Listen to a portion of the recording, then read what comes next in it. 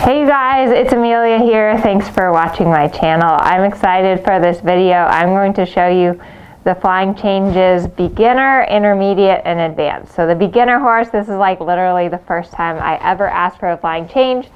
Intermediate is a horse that's maybe been working on them for 6 months or so.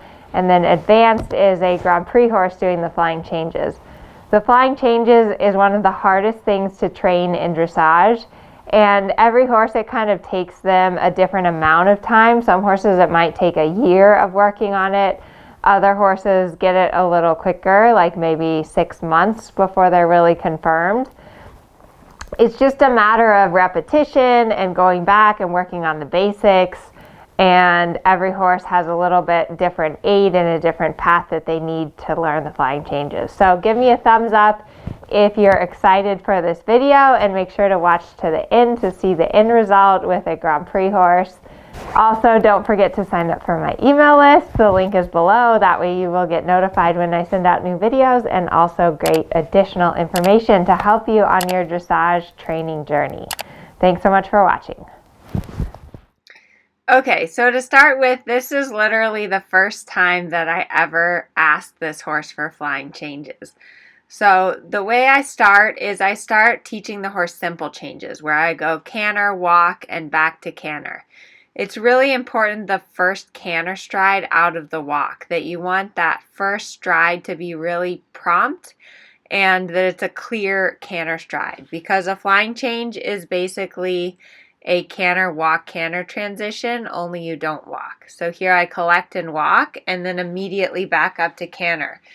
And I like to do the flying changes first on this little shallow loop serpentine like I'm doing here, where I go out to X and then back out to the rail. So I repeat this a bunch of times with simple changes where I come a little bit off the rail, I collect, I walk, I go right up to canter again. And I really want, like there, he kind of went a little extra forward, but you need that prompt forward response. And then that time I asked him for the flying change. And so you can see it's a little bit wild, and he kind of leapt through the air and jumped through it. But like I said, this is literally the first time that I've ever done one on him. So right away I'm just petting him and rewarding him for doing the right thing and doing a flying change, even if it was a little bit on the wild side, which is normal. Luckily he didn't buck, which sometimes they do that. So then after I ask for a flying change the first time, I go back to the simple changes. I go back to just saying, it's not a big deal. It's just about canter, walk, canter on the other lead. So I'm going to collect, walk, and then canter on the other lead. So anytime that your horse gets anxious or you're having problems in the flying changes, you need to go back to the simple changes. So this is day 2.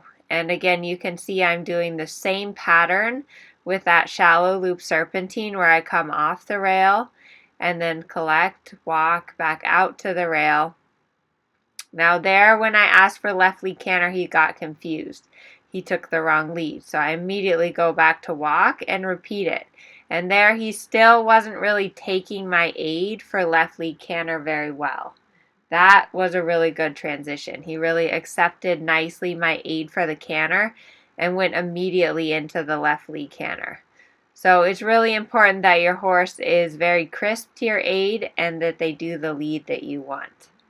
And then there I asked for the flying change, and he did that really, really nicely for his second day of trying. So I think that it won't be too hard to teach this horse the flying changes, and I was really happy with that for the first time that I ever really asked him.